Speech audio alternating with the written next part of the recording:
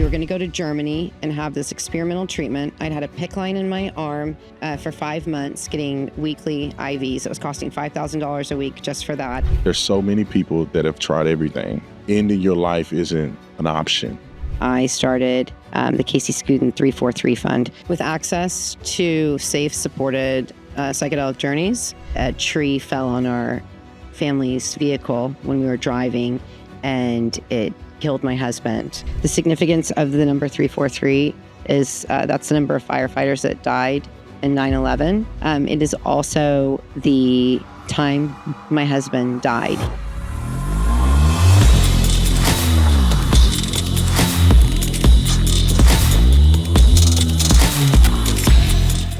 You and I was introduced by a mutual friend. He told me, he said, you got to give her a chance to tell you about this amazing thing that she's doing with a nonprofit organization that will change the lives of first responders. And when he told me that, and it's a guy that I trust. I don't know if you want his name out there. It's a guy that I trust. I said, well, wait a minute, because I got a lot of stuff going on. And I said, well, if he said that I should give her a call and talk to her and hear her out, then it must be legitimate. And when we got on the call, you blew my mind with the things that you spoke about, not only helping first responders, your story, the story of your husband, all of those things really inspired me. So I said, you know what, it would be an amazing thing for you to share what you shared with me and the video that you have. We'll put that video out with what you're doing with your organization. And it's the 343 Fund, right? Named after your husband, Casey, which he, from what I hear and what you said, and I've seen the pictures of him, he was a tremendous man, athletic guy, an incredible person. And he's gone on to meet the Lord, but his legacy will never end because of what you're doing. So explain to us a little bit about what got you started on your path and your journey to get all the way to the point of starting this organization in name of your husband. Well, my name's Angela Skudin, and I'm the CEO and founder of the Casey Skudin 343 Fund. And we're a 501c3 that helps first responders with access to safe, supported psychedelic journeys for the purpose of healing PTSD, trauma, and addiction issues from a life of public service and just life. Yeah, you know? which can be just as difficult as serving, this regular life experience. We're all in this together. And then we also provide an integration container of support for pre and post journey success that provides that's a container for first responders. So you can be in our program for a minimum of a year, or you can be in it for your entire life. Wow. So that's awesome. So can you give me a backstory? Because this all led to, and I feel like God always have a plan for our lives, and sometimes we don't understand how we get to that point. But let's start from, you had Lyme's disease. That's kind of where all this started from, correct? Am I wrong? Yeah, this story started back in 2018 when my body started breaking down in June of 2018. My gums started receding, and I just had full body pain, joint pain. I'd had an injury in my my right hip. At this point, I can't remember if it was the left or the right, and that's a really good thing. But I had a labral tear, a suspected labral tear, and just was having to take it easy. And then in the process of being in that boot with that labral tear and just like working my body too hard, I just started to decline, and no one knew why. Gums receding, full body inflammation, a lot of pain, piriformis nerve impingement, left side scoliosis, spinal stenosis, degenerative disc disease. Were you an athlete before this? Yeah, I mean, for you years. Like what kind of sports were you doing? Marathons? Were you like an extreme CrossFitter? Like what kind of sporting or athletic things that you do before you get to this point where your body's starting to fall apart? So I grew up playing soccer. So that's pretty hard on the joint. So I was super used to being in an orthopedics office or even on an operating table. And then I transitioned just to running, a lot of running and pounding on my body. And then, of course, natural progression into CrossFit. So,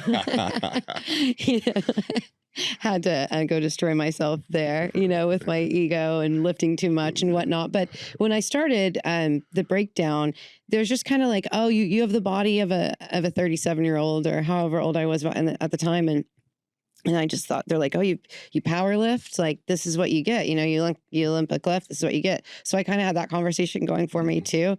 And when this progression of my body breaking down started happening. So I went to the doctor and they're just like, you need hip surgery and back surgery. And we're going to give you an opioid and kind of send you on your way to manage the pain.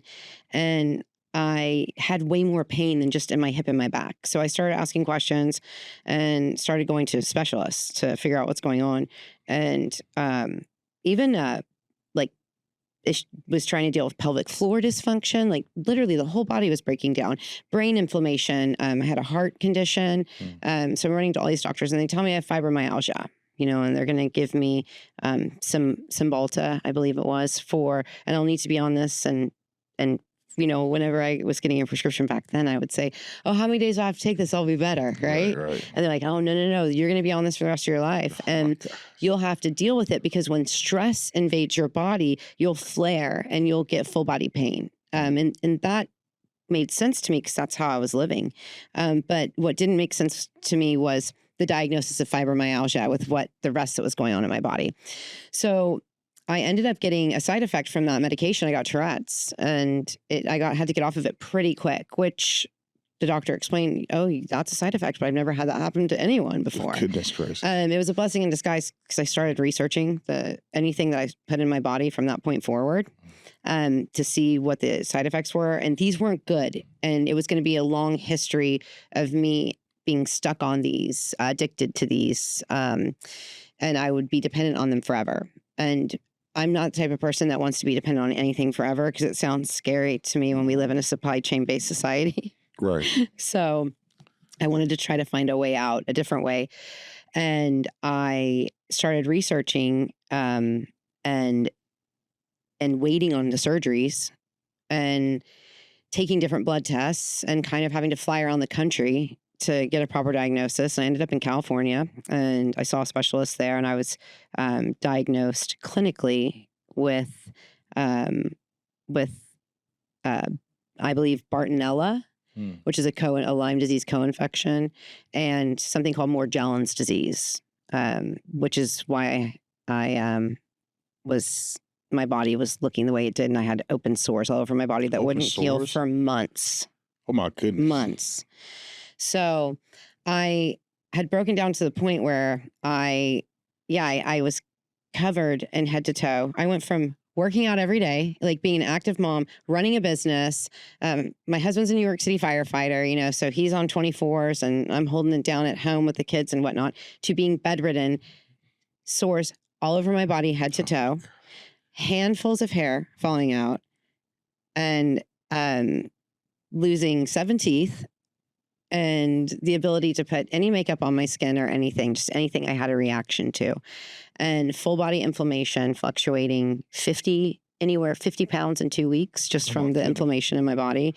And then lost at one point the ability to recall words, couldn't speak or say words. And it's so strange being in your mind and not being able to access compartments that you're so used to. That's gotta be a crazy feeling. Crazy. I'd be driving my car and going to my business, to my store in my town. I know where my store is. Go there every day for years. And I would drive past it and keep driving and be like, wait, where am I supposed to be going right now? Wow. So it was really scary. And my husband just wanted his wife back. We spent about $150,000 out of pocket that we did not have he was a first responder. We had to beg, borrow everything from family, friends to try to get through this. And none of the treatments that I needed were covered by health insurance once I got my diagnosis. And my official diagnosis was Lyme disease, Babesia, Bartonella, relapsing fever, Borrelia, mold toxicity, and Morgellons disease. So I ain't never heard of half of that stuff. me neither. And so basically it's a bunch of tick-borne co-infections along with Lyme disease. And a lot of them can be misdiagnosed as other things. For me, it was fibromyalgia. And then I exhausted all Western medicine modalities that I could afford. And I came to a breaking point where it was, you were going to go to Germany and have this experimental treatment. I'd had a PICC line in my arm for 5 months, getting weekly IVs. It was costing $5,000 a week just for that. Oh my prescriptions were over, well over $10,000 a month at this point. And I was having to come up with everything out of pocket on a first responder's salary. And that, I worked as well. But, we were pretty much paycheck to paycheck people. And it was really, really difficult and stressful. And I had massive suicidal ideations because I was this huge burden to my family and not able to pull my weight. And then my husband was still having to go into his job and serve the city of New York, putting out fires there. And he's got this going on at home.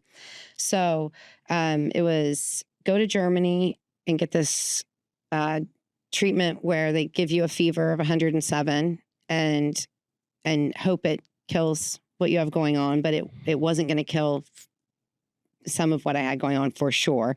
And it just wasn't worth that to risk my life. And the other option was something called bee venom therapy. Bee venom? Bee venom therapy. Bee venom. Oh, like bee venom. Like a venom. Bees, like sting yourself with bees. Yeah. Hold on, wait a minute. So it's really bee venom. So the therapy is stinging yourself with bees? Yes.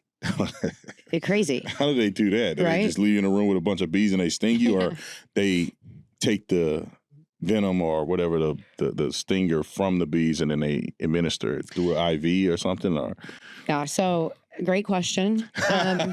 Let me remind the audience that when I get to this point, I have exhausted Western medicine modalities. I have been on an experimental off-label uses for everything to try to get rid of what I have. And I'm bedridden, covered in disease and sores from head to toe, losing handfuls of hair. So when I tell you I came to the choice of I'm going to sting myself with bees, it wasn't because I hadn't tried everything else. Right. There's a population of people that get to this point of desperation and you'll either die or you do anything to crawl out of the hole. And I'm one of those people that is going to break every fingernail coming out of that hole, So I was coming out of that hole and it seemed to be, I was going to have to sting myself with a bunch of bees. So bee venom therapy is ancient. It has been around since the ancient Egyptians. It's been documented. It's been studied. I hired a scientist that lived in Connecticut to come down and educate me on everything there is to know about bee venom therapy and what we've learned about it so far. And he educated me on my body meridians and where to sting to maximize my therapeutic benefit. So I began a bee venom therapy journey that started in 2020, and it went for 15 months. So can you explain that bee venom thing? So they sit you on a table or something, and they get a little bee, they pinch him, and they let him sting you somewhere? Or is it or do they, what does that look like?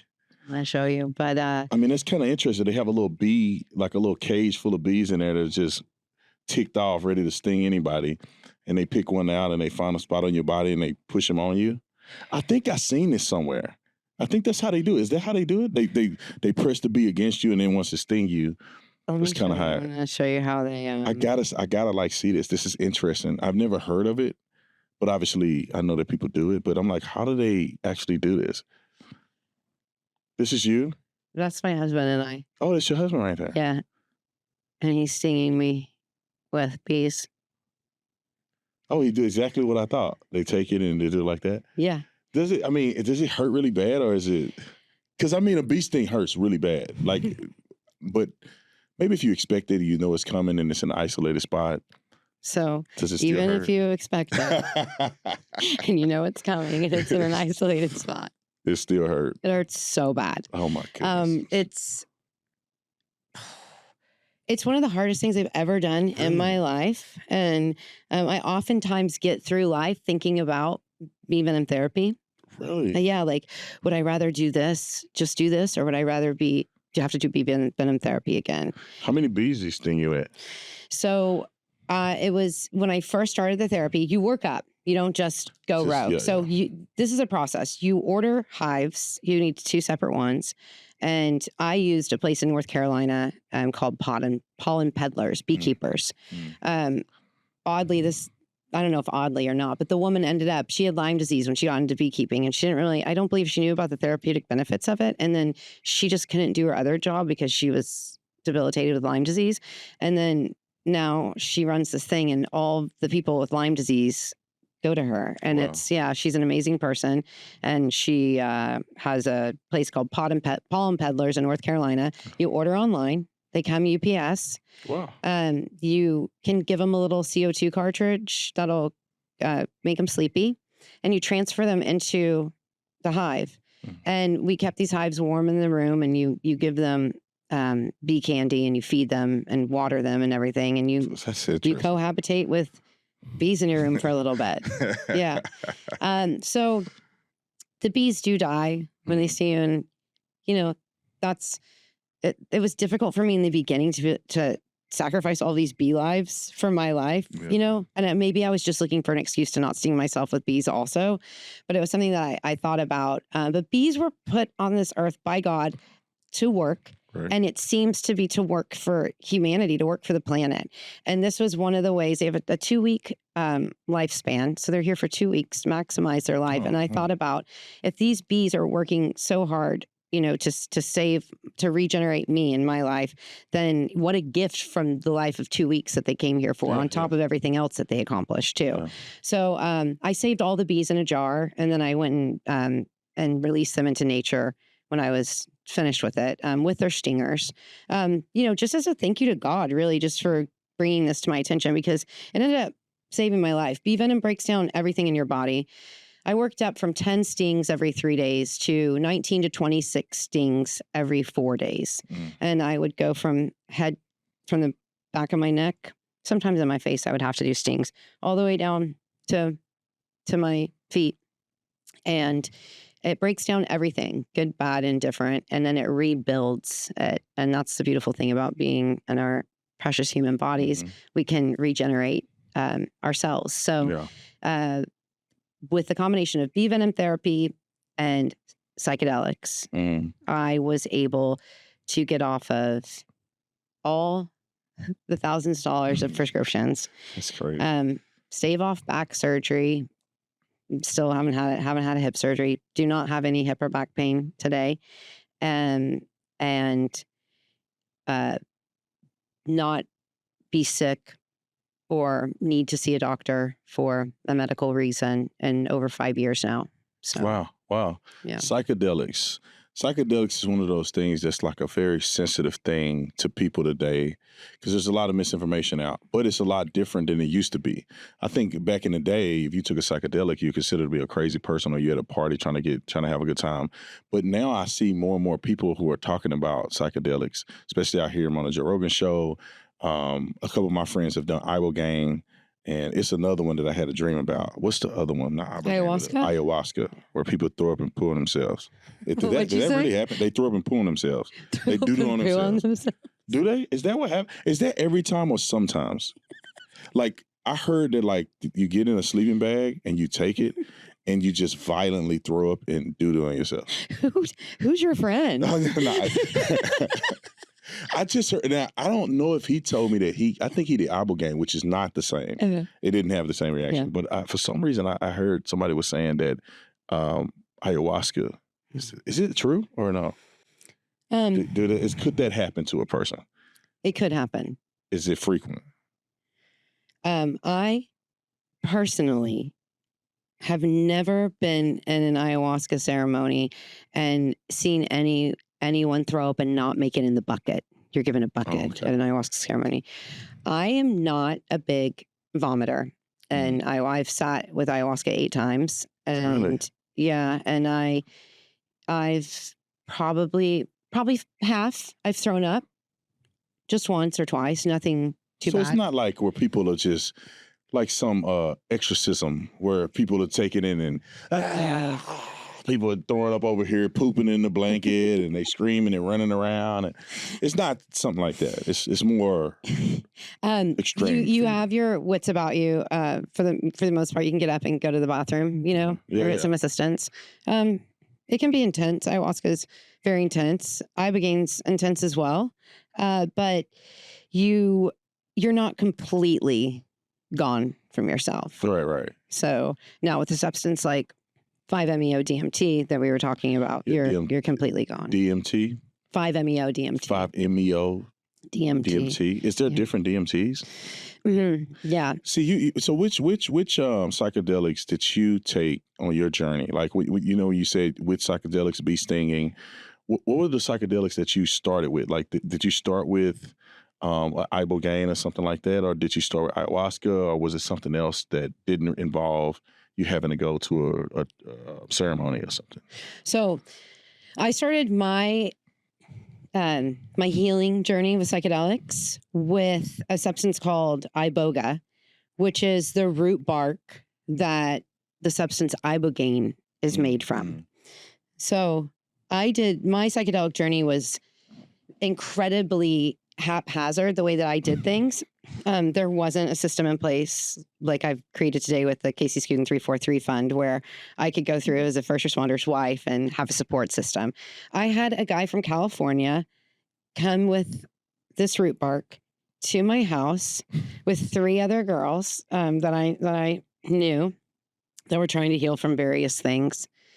And with a boombox, play Bawiti music, which is the ceremonial music from the Bawiti tribe, where from Gabon, Africa, where Iboga comes from. It comes from one place in the world. Wow. Gabon, Africa.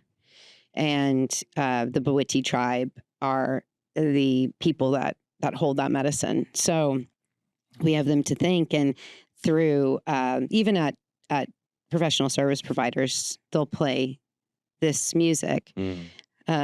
This was not a professional service provider, though. This was a guy with a boombox from California and having me eat this bark. And you can die this way. At the time, I was dying already. So it was just like, what did I have to lose?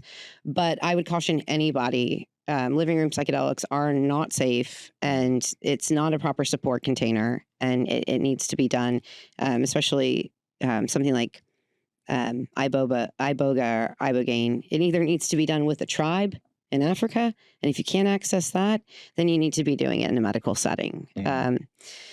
For various reasons. But first of all, you need to make sure you're not on any other substance that's going to take you out if you take the substance. Wow. It's got cardiac indicators as well, and you need to get an EKG before you journey with this. I did get an EKG before I did living room psychedelics, just on my own research, but that was it. So I had a long psychedelics. Right? That's yeah. funny. Living room psychedelics. Don't recommend it. So I basically just threw up all night. This root bark, ate a ton of it, just a lot of root bark. And then What does it look like? It's just like a bark, like a tree bark. like brown tree bark, ground up. Is ground up powder, like a powder, or you kind of take a bite off of it?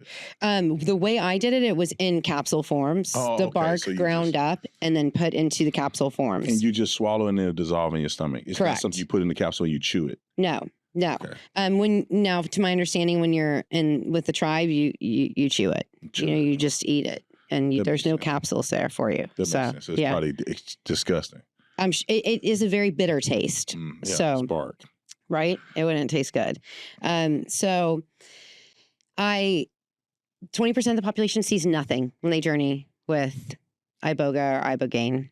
And I was in that 20% that first night. I didn't really see anything. I didn't think it worked. There's something called a gray day that follows an Iboga or Ibogaine journey. The journey's very long. It's hours long, like 12 hours long. Plus, it could be longer. And the next day is called the gray day. And you're just really in a bad, it's like a hangover without a hangover. and you're in you just feel gray, really. And I said a lot of things to myself about, what are you doing? Oh my God, you lost your mind here. Like, you've taken this over the edge now. But I made my husband a promise that I was going to come back to him. He's like, I need you back. And I had, investigated all of this to this point where I'm sitting with a substance and saying, I think I've taken this too far. And then that night came and I fell asleep. And it's the first night I've fallen asleep since I could remember without a Tylenol PM, a Xanax, an Ambien, a Lunesta, any alcohol, anything, something to knock me out. And I have slept every single night of my life since then, pretty much uninterrupted. Wow. Including the night that my husband died and I watched him pass, where I would wake up in the middle of the night in the hospital and the youngest was in the hospital bed, and I would say, there's nothing you can do right now for your body except sleep. And my mind would obey. It would turn off. And I knew that night that was the power of the Iboga. I knew it had done that.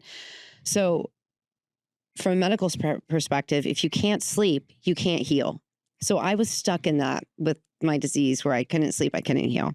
I was also on Adderall at the time for ADHD, which was also in the way of all of that. But I didn't know that I could function without Adderall because I just had it for so long. Can you explain it to me? Because what does Adderall feel like? Because I know people abuse Adderall, right? But like somebody that have ADD or ADHD and they take Adderall, because I feel like I have ADD probably. Yeah. I went to a counselor and the lady told me you got ADD, but I don't want to do nothing about it because I kind of like it. I kind of like just, but some people may have it to extreme where they can't function. But what does it feel like when you take Adderall? Do you just feel more calm? Do you feel like, I can focus and I'm not just everywhere and my mind is not racing? Like what does it do? Well, I can only say what it feels like for me. And it feels like I can get everything done. I'm just like laser focused. I don't have the ADHD where I start a task here and then I get over here and I leave this task, come back to that later and go do this one. So it lets me focus. However, I was abusing Adderall. I was, and I knew it was bad for my body. And I was using Adderall, to overproduce, to get way more work done. And the hustle was way more important to me back then. And I think it contributed in a large part to where the breaking down of my body in general. Wow. So Ibogaine got me out of the Adderall addiction as well, and actually got me full power over alcohol. And I come from generational alcoholics. So these were just side effects of me seeking this out for the Lyme treatment. All of these other things in my life lined up where I just didn't need substances anymore to exist. Do I still have ADHD? Yeah.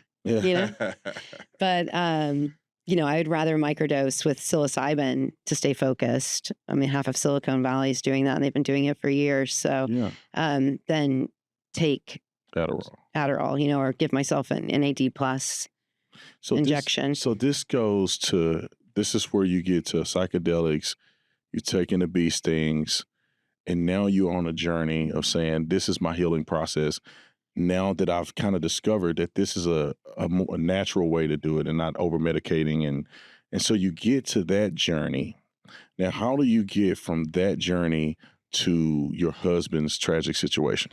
So that journey after the Ibogaine and everything, took us from 2018, I'm sorry, until 2022. In 2022, I had healed. I had started my Venom journey, and I believe it was 2020 or 2021, but by 2022 I had healed. And I had just sat with actually ayahuasca in the final part of my healing with this Lyme disease, and had a really profound ayahuasca journey that really helped me with the rest of what my body was going through with the Lyme disease and all the other things that I had. And then with my depression too, and all that, and the anxiety. And 6 weeks later, when we were on our first family vacation since COVID and since I'd been sick, we were in North Carolina, and it was 2 days before Father's Day and what would have been my husband's 45th birthday. And a tree fell on our family's vehicle when we were driving, and it killed my husband. And it hospitalized our youngest, who was 10 at the time, and knocked our 19-year-old out. And for by the grace of God, I was spared.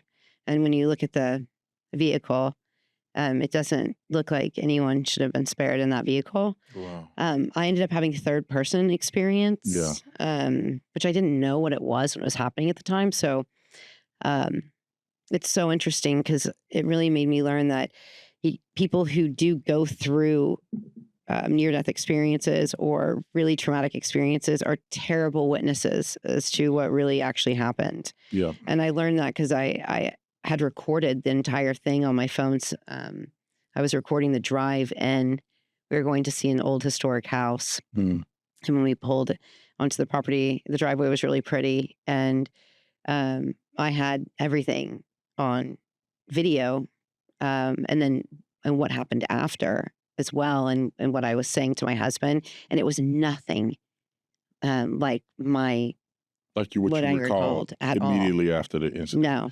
So, and part of it was the third person syndrome too that I had. So that's a real thing. People don't understand that. I learned that as a cop, that a lot of times people have a traumatic experience. You need to give them at least 24, 48 hours for the adrenaline to calm down. Then the fight or flight mode is gone, and all of the self-preservation things that the brain does is released a little bit after, a couple of days, and then they can come and give a statement, because they train us to understand that. Because sometimes when people have a traumatic situation and you're questioning them, hey, what happened? What and they're giving you inaccurate information on accident, because their brain is in a survival mode, and the brain will sometimes block out things, images that could be harmful to the brain or to your psyche to protect you. And then you don't remember the key things that actually happened. So that's a real thing. And I think people should understand that. So you, after that experience, a few days later, you were able to look at the video and recall what happened in its totality. It was months later that I heard the video, actually. Wow. And,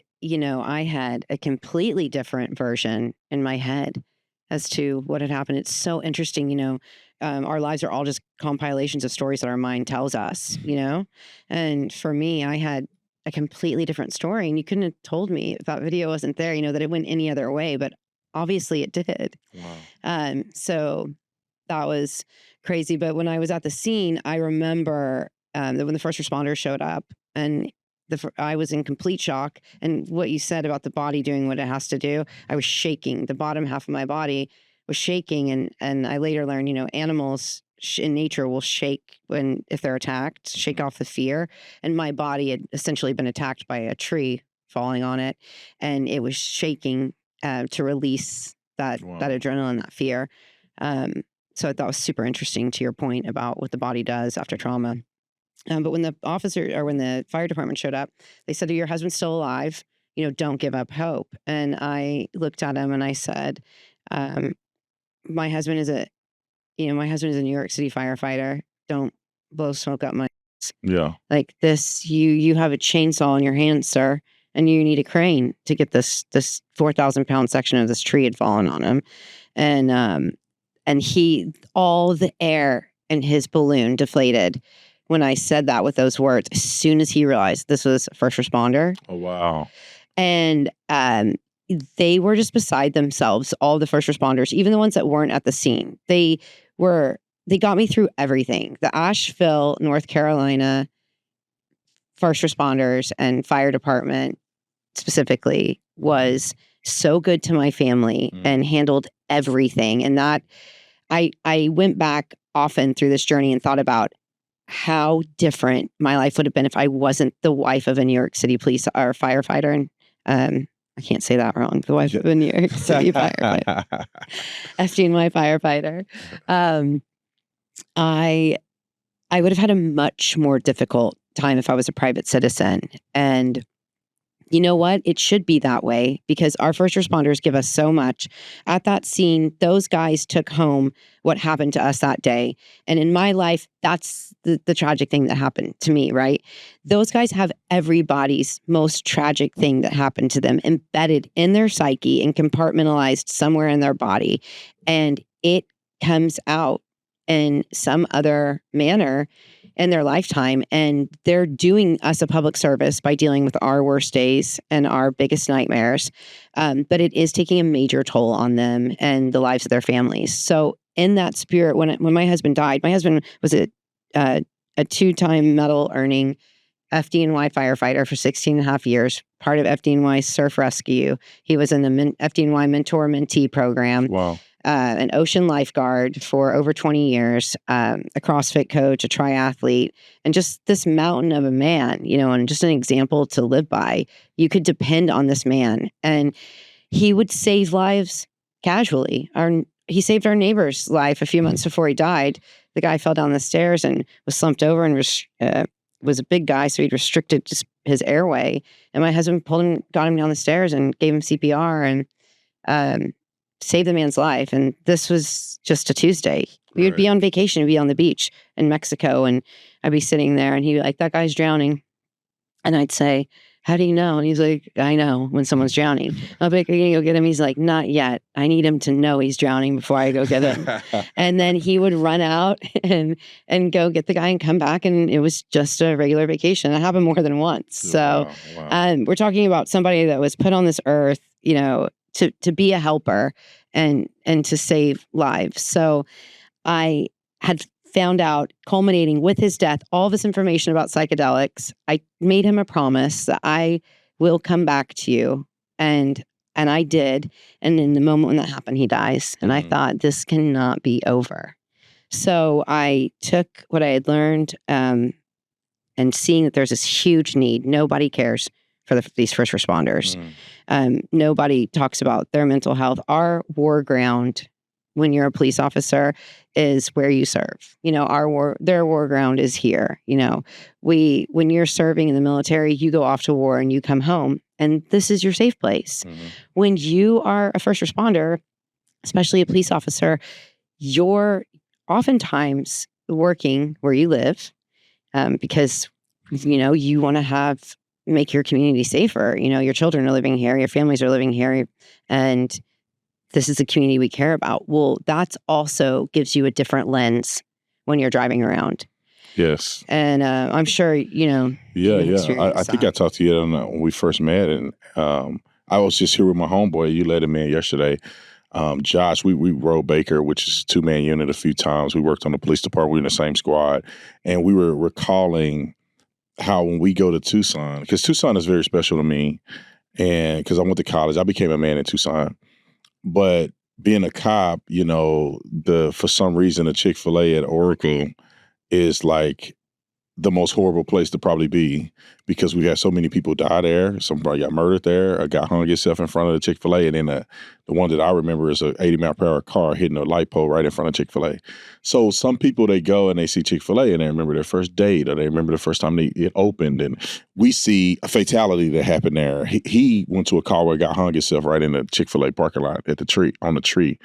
And all over the city of Tucson, you drive through, and I'm like, that's where I had a fight with that guy. This is where I did the high-speed chase. This is the house where, the guy had kidnapped and held his kids in captivity for 2 years. Sophia Richter case that was out there. And so, exactly, that's kind of the trauma that police officers and first responders live with, even firefighters, all the trauma of the fires they have to go through and the rescue they have to do every single day in the city that they have to be exposed to on a day-to-day basis. It's almost like if you develop PTSD in your city, you're screwed. You're going to either have to move or you're going to have to relive these moments every day you drive through the city. So to your point, that's a real thing that all of us talk about. Yeah.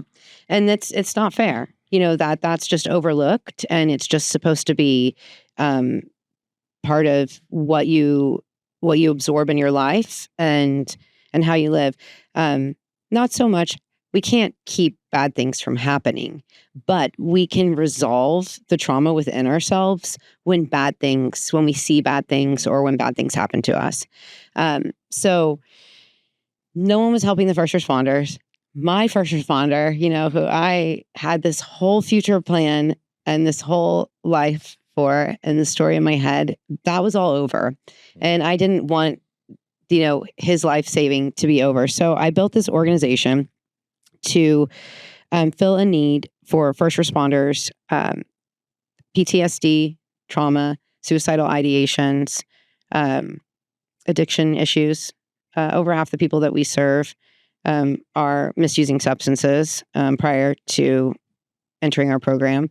And most people are dealing with major suicidal ideations. And even, on the day that I meet them, a lot of times they have a suicide plan. That if this doesn't work, I'm going to kill myself when I come home. I've heard that several times during this process. They've tried everything else. They've tried what limited resources are offered through the departments. I say limited resources because it's not a secret that not enough is done for the mental health and wellness for first responders, police officers, firefighters, and EMTs. And they're kind of expected to just operate with a robot mentality. You come here, you do the job, you clean this up, and you get down the road. And that's just not how human beings operate. Right.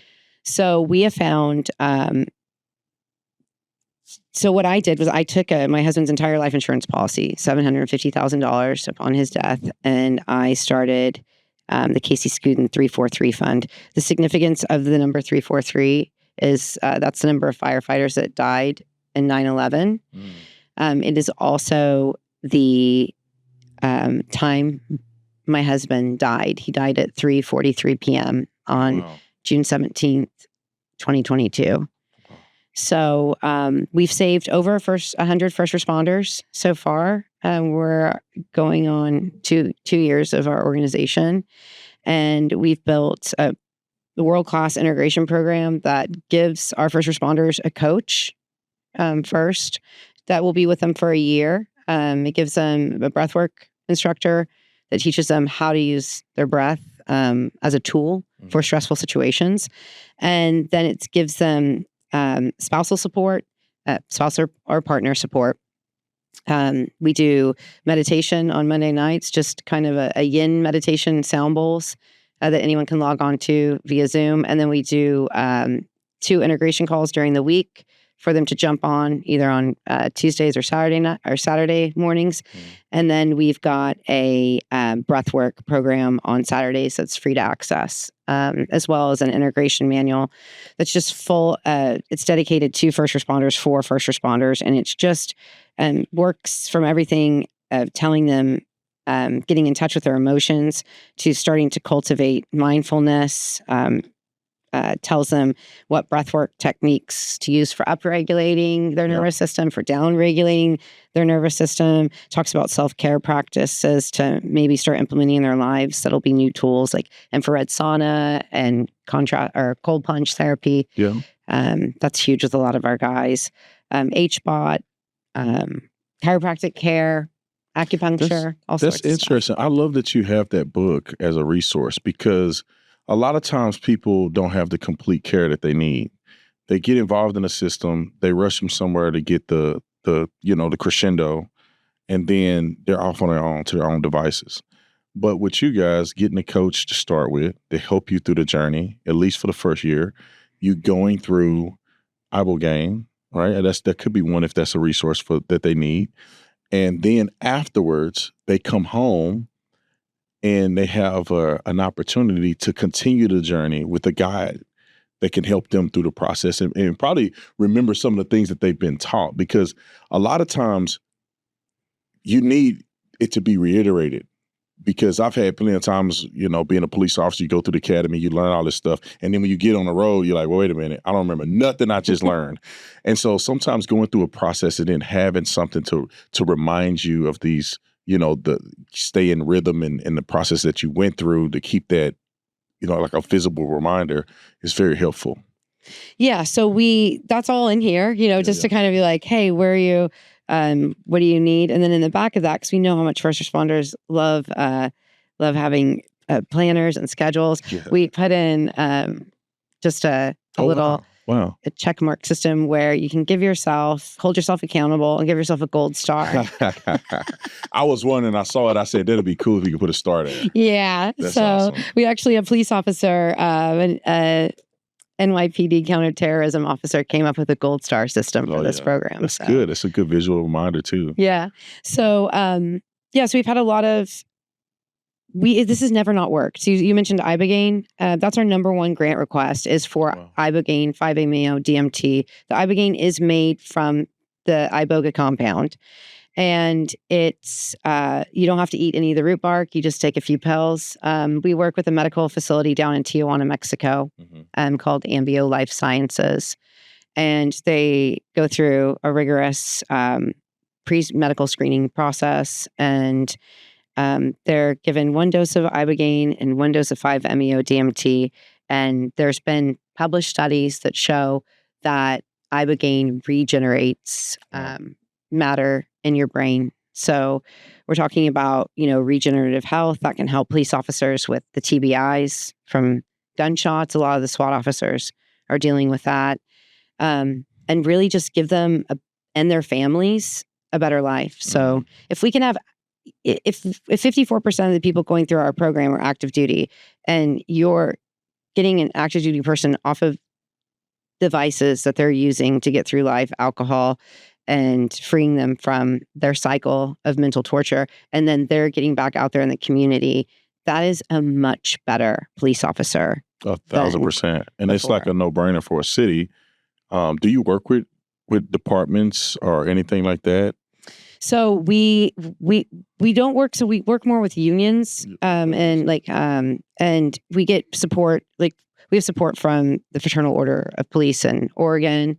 And, this movement now that the scientific evidence is coming out and all these veterans have gone through and kind of paved the way for the first responders is starting to open up now, especially now that we've got the political movement that we have going on now with RFK and whatnot, and kind of delving more into the conversation of psychedelics and how we can really help the American people with their longevity goals and having more peaceful lives. If there's something out there that's going to help somebody's mental health and wellness and not just zonk them out and help them suppress their lives like an SSRI does, if they can really be free and live free and free of medications and free of this mental torture, then I feel like it's the duty of not only the government, especially the government, but the people that have used these modalities to heal, to try to get the word out to their brothers and sisters, put their arm in the hole and help with this movement. So we came up with a pretty cool plan at the 343 Fund on how do you help first responders? Because you're a first responder, and when you're a first responder, you're not taking home the paycheck that's landing you at the 5-star resort, right? Right, exactly. So how is it that this population of people can help each other? So we came up with you can buy a police officer, a first responder, a firefighter, an EMT, a cup of coffee a week, maybe a latte, for $3.43 a week. Help a first responder, get him a cup of coffee, and 99% of all donations that come in through the Casey Skudin 343 Fund go directly back out to our grant recipients. That's great. I've invested over $1 million personally to build this program for first responders. And if we just had even just a small percentage of the population of first responders and their families give us $3.43 a week, we could change the lives of first responders and their families for generations to come. So and to be honest, that's so easy to do when you look at the reality of what you're accomplishing with that small amount of money. People literally go and blow $4 or $5 on a latte that's probably destroying their body with all those chemicals and sugars and stuff like that. Not saying, hey, get your latte. But when you put it in perspective, you say, I can change somebody's life forever. I can be the person that returns the husband back to the wife. Kind of like your husband said, I want my wife back. You can be that person with just a little small gift. Maybe you just sacrifice getting the tall or the Venti or whatever the big one is called. Maybe you just get the tall or the grande. You could save that dollar amount difference every week, once a week, to support. And so is that how people can help? Because there's first responders that watch this that need the help, one, that should be a part of the program. And then there's people who, Dennis Prager always says this, and I could be I'm going to misquote his thing probably, but the gist of it is that there's like 3 people in this world. There's people that do nothing. There's people that help those who do something, and there's people that do something. So when I look at it, I say, in order to help a organization like yours, and that's one of the major reasons why I want to talk to you, because I want people to know this, is that people have to understand: are they the people that's doing nothing? Are you the person that's doing something like you, creating an organization that can really help people? And or are you the person that's going to help those who are in the movement, who are pushing forward to do something good? And everybody has to make a decision of what they're going to do in their life. Which person are you going to be? Yeah, and you can actually fluctuate roles. True. Here I am, a person that's doing something, but I love to be the person that's helping someone doing something too, because we're only a single human in these bodies. So, but being able to just, give, I myself even signed up to donate $3.43 a week to my organization. So it's just something that comes out automatically. And the way you can help, if you want to help a first responder and want to help them get their life back, you can go to the 343fund.org and you can click donate. And if you're a first responder and you need help, you can click apply. And we'd love to help you. It's about $10,000 per first responder to go through our program, soup to nuts, from the pre and post journey integration that we were talking about. That's a container of support for a year, and for the medical journey. And you cannot go into a hospital and save your life for $10,000. Right, you cannot. No, you can't even go in there for 30 minutes without spending $10,000. I got hit. Stitches. I got hit by a car right up the street. I was totally fine. I didn't break anything. I just had bruises, little scrapes on my body. You look okay. Yeah, I'm fine. I made it. I'm a beast. No, I was playing. But I went to the hospital. They did nothing for me. I think they didn't even do a CAT scan on my brain, because they said, it seems like you're doing everything is fine. All these signs don't indicate that you have head trauma. They did like one other scan of my body. It cost $26,000 to do that. And they only had me in there for like 4 or 5 hours. $26,000. And I wasn't even hurt. Imagine if I broke my leg, or if I had head trauma, I had brain bleed. I mean, you're talking probably $100,000. Well, then you got to fill out a 343 grant to come fix your TBI. Right. We'll do it for $10,000. Right. So that's great. And I always think too, like, how can I like to look at it like sponsorships too, because when I look at it, I think a lot of people can give the $3 or whatever a week. That's an easy give. 343. Yeah, exactly. $3.43, easy give, no brainer. But for some people, sponsoring individual is paramount. And you made me think now. I want to, at some point, sponsor at least one person, meaning that a $10,000 donation to get one person. I appreciate you. I will. You got my word. I will sponsor. We can even somebody. send a Scottsdale police officer. Yeah, we should. Yeah, right. Yeah. This gives me a point. I'm like, well, maybe if a person who watches me, and I would love to share this on more than just the interview, a person who watches me that knows someone, or someone that is afraid to kind of come out and say it, I would love for them to message me. Shoot me a message and tell me that you want to be, I'll hook you up and get you connected. And I really think that I would love to have or see a campaign where we can count the number of people we can help one by one by one.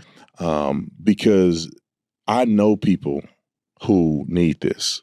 And they don't know they need it, right? Because when you're a first responder, you're tough. You're a leader. You at least that's what you have to tell yourself to get through some of the trauma. And the fear is, I don't want nobody to think I'm crazy, or I don't want to be vulnerable. I don't want nobody, I'm fine. But a lot of times people are not okay. And we won't know that they're not okay until it's the end.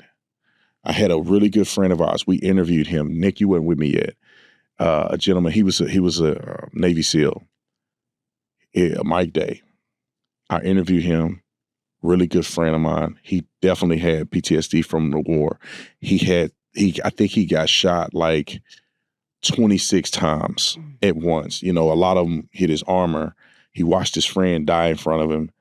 He ended up being able to recover, and I think he killed all the people in the room that was the enemy. But he had to live with that. He had his service dog that he carried everywhere with him, and it gave him some help. But maybe, just maybe, if he had an opportunity to go through a program like this, he wouldn't have ended his own life.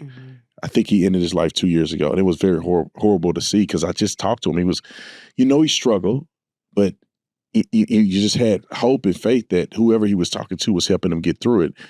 And there's so many more examples like this. And I love the fact that you have decided, and I think God has called you to do this through your husband, is to help first responders. Because everybody knows the military veterans, and war is a thing that people identify closely with traumatic experiences. But they do forget that when you go into a house that have been burning and you have to rescue a child that's not alive. My dad had a traumatic experience, and I know it was traumatic for him. It's the first time I seen my dad get emotional. And my auntie died in a fire. Her and my nephew, they died from smoke inhalation in the fire. And my dad came to Tucson. We went to a movie. We were hanging out. Him being the battalion chief, they sent him text messages for the fires to happen. So he was out of town, and he got a text. And I remember him looking at me and saying, "This can't be right. What's your?" And I knew he knew. He said, "What's Aunt Shay's address? What's Aunt Shay's address?" And he realized that it was her address, and she had died. That's traumatic, and that's things that happen a lot for first responders, and they do need to give it a try. But I want you to answer this for me, because I think this is very important. There are people out here that are what we call naysayers. They're going to say, "Well, no, that don't work. That's spooky. That's unhealthy. That's not true," or whatever they may say. What do you say to those people who, one, are naysayers, or others who are just curious? They don't have people in their lives that can give them all the evidence that they need to be, but some people get a little afraid of it because it's new and different. So what would you say to somebody that may be a naysayer, or somebody that may be afraid to give it a try because it's so different and new? I would say to the naysayers that they're lucky that they're in the population of people who have not had to search for deep answers to heal and recover, or to recover their mental health. And I would let them know that if any of that changes, and if they do decline, or they have a loved one or a family member that needs to investigate a way to get out of mental trauma or to get their life back from disease, to look at the scientific evidence that has been produced from these compounds most recently. We are stuck with the DARE movement, and the drugs are bad, and what we were told back from the 60s and 70s. That's old information. We're smart enough as a society now to know that we need to update our systems. We're not running off of old computers. Imagine they brought in a computer from the 70s and told you need to operate on that. Right. No, we're operating here now in 2025. There's been a tremendous amount of research on these compounds and what they actually do for the brain. We're not talking about addictive party drugs here. Nobody gets out of an Ibogaine journey and says, "I can't wait to do that again." So, we're talking about really powerful scientific, most of the time plant compounds that are from our Lord. They've been to us, by our Creator on our planet. And if the science is showing that it's regenerating our brain, and it's getting people their lives back, and it's breaking them free of addiction, then I would say look at all of those positive attributes, and maybe you'll change your mind. Yeah, I love that. I know people that have done it. It's tempting for me to do it, because I'm like, I want to experience what it's like to be free. Because I know that I probably have, like you said, something very important about the trauma that you carry in your body that you may not even know that's where your body's carrying it. Because I've seen so many horrible things from the time I was a kid all the way to being a police officer. Traumatic. I mean, even relationship trauma. With my youngest son, you know, he lives with me now, but he was growing up. It was just trauma for me with him not being with me, and the back and forth between him and me and his mom. And that's trauma. And then you go, I suppress it because I'm like, oh, I'll just get over it. It's fine. You know, God has blessed me with so many things. But where does that go? And playing football and all the other stuff that is happening. You know, my older brother is probably a big candidate for it, for something like this, because he had a lot of trauma from football. He had a serious concussion. So, it makes me wonder, like, I really want to look deeper into this. And I think people should give it a try. There's so many people that have tried everything, and ending your life isn't an option. Trying something different is the real option. And if the media and politicians who get paid money are against this, then you know you're on the right track. I don't think many are against it anymore because we've wised up to it. But you see some people that may say it because they got vested interest in Big Pharma pumping these drugs down your throat every chance that they get, so they can run up that insurance money or whatever the case may be. But when you see people doing that, it's like, give it a try, give it a look. Joe Rogan is big on this. He talks about this. He has so many guests on. And that's what, conjured up my curiosity to say, dang, this dude is a multi-millionaire. I think he may be on to something. So how do they go? Can you give the website one more time? Where can they go to support? And then also, if they're a candidate, how can they apply? So to donate for all of the above, you can go to 343fund.org online, and you can click to be part of our $3.43 a week campaign. Buy your first responder a cup of coffee. And if you want to fill out an application, you can click to apply there. Everything is confidential. Every single person that goes through our organization, it doesn't matter if they're active duty or retired or their status, or if they want to be known or not. You're anonymous in our organization. We have all of the contracts in place, legal stuff in place. Yeah. We're fully protected, and we have all the HIPAA stuff in place to protect everybody coming through our organization. And we will help you or your loved one with a supportive psychedelic journey. If you are a first responder who's been on the job, a career first responder, 10 plus years, and we will also help your spouse or significant other. So awesome. And again, how many people have gone through your program thus far? 110 to date. Wow. Yeah. That's a lot of doggone people. So yeah, we want to do 1,500 a year. Oh, wow. Yeah, I think you guys can get to that point easy. Yeah. Once the word is out, I think you'll do it. But Angela, thank you so much for coming on. God bless you. Thank you for sharing your story. Thank you for sharing the story of your husband. I know it's very difficult to share it because it's, it could be a very sad moment, but it's also inspirational because we know that his legacy continues on through what you're doing and through the life of people who have recovered and done well through your program. So thank you for coming on and joining the show. Well, thanks so much for having me. I appreciate you. All righty.